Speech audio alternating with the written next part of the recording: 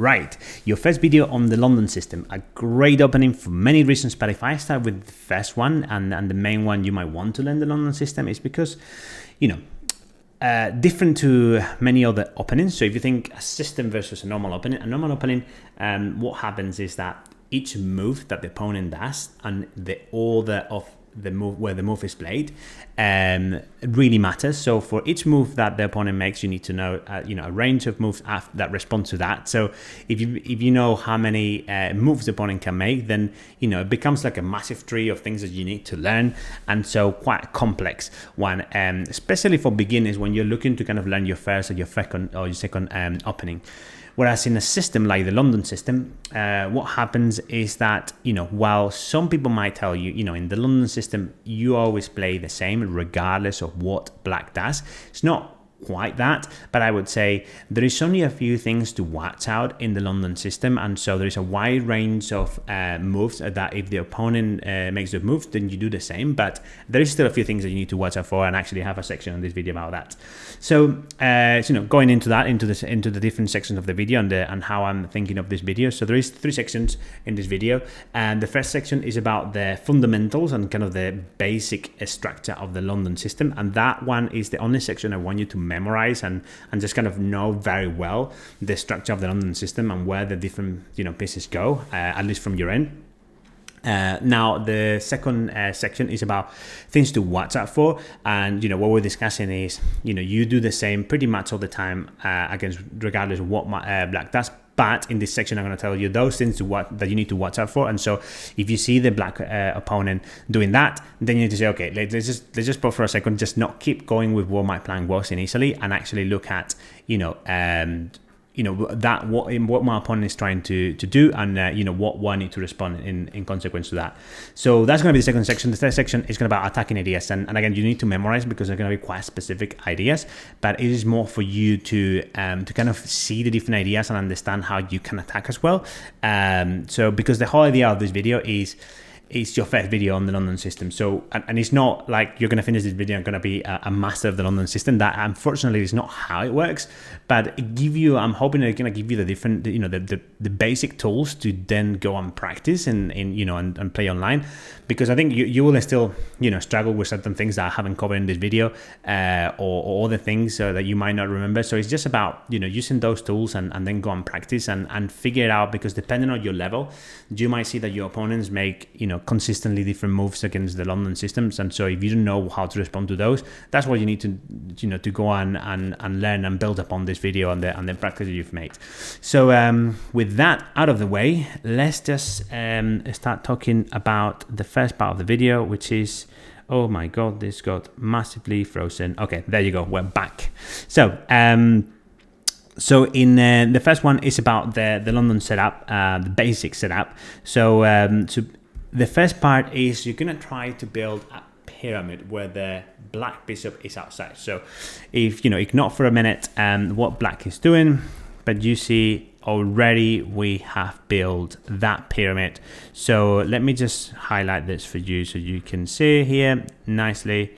So we build the pyramid and we have left the bishop out. Now the reason for the bishop to be out, it is quite simple, and it's the fact that if you put the bishop into here instead, what will happen is it will become very passive and just defending the pyramid. But when the bishop is out, it's actually attacking, quite a few squares in here that are quite key. So you want to have your bishop out. Now, then the next thing you need to do is just develop your minor pieces. That is the 2 knights and the white bishop. And the white bishop usually goes in here for the same reason. It's not going to get blocked because it's in the light squares, but in this position in here, it actually attacks quite key squares. So you want to have the bishop there. Then the other thing you want to do is, as I said, develop the knights, and there is a key reason why you want to develop the knights in here. So actually, just for a second, you can see the structure in blue, or the first part of the structure and the second part of the structure, which is just develop the minor pieces. So the knights are in here because they are attacking 2 key squares in the London system, which is e4 and e5. So you can see this knight into here is protecting that one, and this knight into here is protecting this square in here. So very key. which actually leads to the next topic that I wanted to cover, which is on those things to watch out for in the London system, which is E4 and E5. So let's take this example in here, and let's start to see a little bit more, to pay more attention about what black does. So, you know, this is a very normal developing move from black, the knight into C6, and also the knight into F6. So you keep developing, and now I want you to pay attention to these two squares in, you know, E4 and E5. And now we see that black has moved into E6, this pawn, and so that is because most of the time the bishop in the London system, that bishop is going to come here to D6, and so knowing that the bishop is going to come to D6, then you need to anticipate a little bit, because you have, if you look at E5 in here, you currently have, let's put in a different color, 2 attacking pieces onto that square, and he only have 1. But if he brings the bishop into D6, they're going to have 2 and 2, and then you're going to start losing control of that square. And it's very important not to lose control of that square, and also the E4. The reason for that is because in an opening as white, you want to gain the advantage and maintain it. But if you give up the control of those two squares, what happens is that you're gonna give up that advantage, and you might even, you know, start to have problems, and because the opponent might attack in the center of the, you know, of the chessboard. So so as I said, pay attention on that. So if we don't do anything against that and we just keep moving, we will lose control. So in here, what we need to do is bring the knight. Actually, instead of bringing the knight, let's do the example. Let's say, okay, Hector has told me to build a pyramid. I'm not gonna look at what that does, the black pieces do. So what happens in here is they bring the bishop into here, and another thing is when the bishops are looking at, you know, diagonally at each other. In the London system, what you would usually do is bring the bishop down. The reason for that is because if they would ever capture into here, let's just capture for a second. Actually, you're very happy with this. Yes, your opponent's structure is a bit messed up, but you're very happy because it becomes an open file in the H file. So yeah, you're happy with that. Now, going back into that, okay, you move the bishop there, which we've mentioned. Now, the problem with this is the opponent can now move the pawn forward, and in this, okay, and what happens in here, because they have 2 attacking pieces and we have 2 defending pieces, we're actually gonna end up losing control here. So they just take, and actually we've lost control. They wouldn't have control of that square anymore. So that's for that reason. When it comes to this move in here, it's very important that instead of moving to C3, we actually plaque the knight into here, and that in that case, now we have 3 attacking pieces. We have this, and this attacking this square in here, and they only have 1, and they're gonna break a second one, but we're gonna still be ahead of the game on that sense. So so yeah, and here you're like, well, as I said earlier, very happy to drop the bishop down and say, you know, if you want to take me, do so, but you know, I've got control of that square, so I'm not worried about it. So now this is a tricky move, not a tricky, but just one that you need to perhaps look for, and is actually, even though it might not look like, they're putting 1, 2, and a 3rd piece, because as soon as they put the pawn forward, they have 3 attacking pieces, and we only have 3 defending. So again, it might be that we lose control of that square. So what do we do? Is instead of just ignoring it, well, like we did earlier with C3, we don't need to do that. What we need to do is to bring the knight forward. Why is that? Well, because it just blocks that bishop, that pawn from moving forward. And so, you know, if black tries to do something in here, you know, when you are low, like about 1,000, many people will try to just take you with the knight, thinking that you're gonna recapture with the bishop, but in fact what you do is recapture with the pawn, and actually you do a fork. So very bad for them. Obviously they're gonna lose a piece, but even if they take you with the bishop, you just capture again. That's a good thing to know in the London system. You always capture that one with the pawn, forcing them to move the knight, which actually cannot go either here or here. It could go in here, but you know, if it goes there, you can also kick it out quickly with the pawn. So so yeah, position that is not beneficial for black. So and you still have the control over that square if you put into the the knight. So yeah, a key one to know about not losing control of that square. So that's the first thing that I wanted to talk about, the watch outs. Another one is c5, a move that actually, this move is quite challenging in the London system, and one that again I want you to pay attention for. So let's just see, up to this point, these are normal moves, that can happen in the London system. But now this one, the c5, I want you to pay attention, because what black is threatening in here is actually to bring out the queen.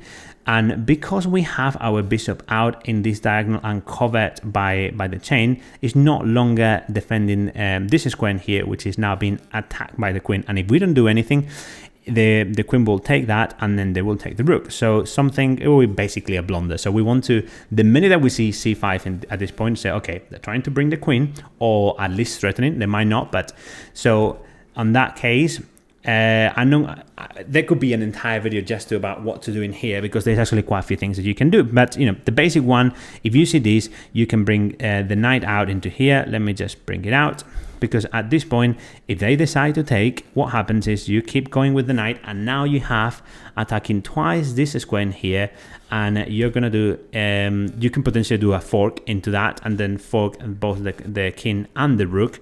But obviously, if black sees that and try to avoid it and go with the knight in here, you can still even go ahead and threaten the queen. The queen cannot go anywhere in here because this is covered. This is covered, and actually this is not covered. They could go into that, but then you'll just push this pawn into here. So what they probably do is, if you attack them, get the pawn, then if they get the pawn, you again threaten the queen again, then move the queen away, and then you go and take the horse, and now you are free to fork and capture the rook. So a clear advantage, but basically just to show you what can happen and why you should bring the knight in there. So but again, the main idea is, if you see c5, do pay attention, because they might want to bring the queen out. Now the next one, h5. So that's another one to watch out for. So if you see this random move into here, just be suspicious, because there's something going on. It's not just a random move. So because if you try to do normal moves in here, you see, okay, they're just doing kind of the same pyramid, nothing to worry about. You bring your bishop. Actually, now in this point is when you figure out, ooh, there's something going on in here. You try to move your bishop into here, they move the pawn to f6, you bring it down, and actually you have your bishop trapped. So that's another one to watch out for. So whenever you see this move into here, what you can do is probably just put forward and say, okay, I'm going to do exactly as you do, and just move. And then whenever they try to trap you, with whatever they try to do, you just go back, and you will not be trapped. So that's another one to watch out for. Let me show you. Okay, the next two is just where the dark bishop, the white bishop from the black pieces go, and so this is not so much to watch out for, but just to take into account, because it can be a little bit tricky if you don't pay attention to those moves. So let me show you what I mean. So what they can usually do is to bring the bishop into here, and threatening the queen, and just like, what do? Do you bring the bishop? Do you bring the knight? The best thing to do in here is keep developing with the knight, but now be careful, because if they start attacking the e5 square we discussed earlier, you might have an issue, because you cannot move it. You have your queen is pinned. So in that case, what I would recommend, there is different ways to act to this, but I think if you just learn about the London system, the best one and kind of easy one is just to put your bishop in there. So that could be a good one to watch out for. The other one is when they bring the bishop into f5, which is a bit annoying, because you want to put your bishop into f3, so they're blocking that. What I would recommend in here, and depending on your rating, but again, if you're 1,000 or under, they might get a bit thrown off by this move, which is moving the pawn to c4, and there's quite a few reasons why you want to do this.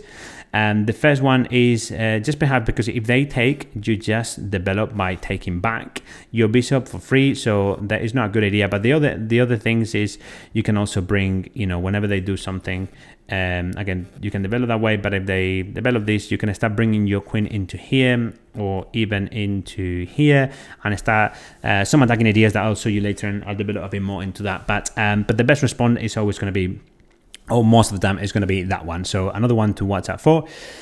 And now to the final section of this video, which is the 3 attacking ideas for you, again, not to memorize, but to start understanding a little bit how you can attack in the London system. So if we go with this one, again, very normal moves in the London system. In here, you can see, as I said earlier, they start attacking with the c5 pawn, things to watch out for. But they don't bring the queen out. They keep developing. All the rest is very normal move. They decide to castle. Okay, that's all good. We put the knight into e5 in the middle, as we discussed earlier, and they take. And what do we say that we need to do? We need to take with the pawn. And so in here, they will probably retreat to d7, because retreating into e4 will mean that because we have 2 attacking pieces, we'll just win the pawn extra there. So if they move there, a good idea into here is actually we are moving the h4, and there is a clear reason for that. It is because, they are here now trying to move to c3 and forced to move our bishop. But actually what we want to do in here is, sack our bishop. So then the king will probably take it, but actually we also have the queen into here that jumps into making, and to doing a check in there, and we start to move the knight. The knight has, they are in a very bad position, black, because once we start moving the knight closer, as we see in, they're trying to, the thing is, from this point, it's likely that you're gonna mate, black if they don't know really what to do. In this case, we're assuming that black is gonna make the best moves in here, which is moving that pawn. And what do? You keep going with the knight, because in here, even if they take you with the pawn, you take with the pawn back, and now you actually have the rook and the queen line up against the king. And if you ever were to move this pawn into here, you're covering this square, and so once you get your queen into either here or here, then that is checkmate. So what they will have to do is they will have to sack the bishop, and so you take with your bishop, you are attacking the queen, so they will have to move the queen, and assuming they're going to find the best move again, which is this one, threatening this pawn over here, you do check, the king moves, and now you castle, protecting this. But here black is already in quite a lot of trouble because of the where the king is. So you can, again, the next best move from black, it could be that they move the knight in there, take your pawn, but you can easily move your rook into here because it's pinned. Your king is pinned by this pawn. If you keep moving the rook, again, because it's pinned, they can't take the pawn, you will do check. And I'm not going to take it much further here because I don't want you to memorize all the moves, but for instance, in here that you take rook, and you capture it. So you are seeing, I think we are here about +8 according to engine on white. So a great attacking idea, and that is assuming that black is going to do the best move. Otherwise you probably do checkmate very quickly. So that's an attacking idea. Again, I'm not going very thorough through it because it's just an idea of how you can attack in the London system. But if we go on the next idea, similar setup to the one that we had before. We put the knight into there, and we start developing the rest of the pieces. And now we see that the bishop capture, okay, we'll just capture with the pawn, as we said earlier. That's what you usually do in the London system. And actually, what looks like in here, they have 2 knights attacking this single piece, and you actually only have it defended twice. So it feels like, they are getting control over that. So what you need to do, you bring here your knight, and you now have 2 attacking the same as they do. So yeah, we regain control, and it feels like they're adding black is adding another attacking piece. So what you do is similar to what you did earlier. Instead of just trying to add another defender, you go and sack that bishop, and then you have the knight, so you can start to see patterns of that knight, the queen, and the white bishop attacking there. Is quite common in the London system. So once you start to see that, even though it might not be this is a setup, you can start to to watch out for those things and learn those attacks. So in this case, I mean, if the knight goes there, then just in the next move they're gonna be in big trouble, because you can easily then move into here and do checkmate. So very difficult position for black to be in. But again, just to show you a different idea. And then those were 2 knight side attacks. Now let's look at the queen side attack to give you another example. So again, you're gonna see the similar setups. We've seen this before with the bishop in here pinning the queen.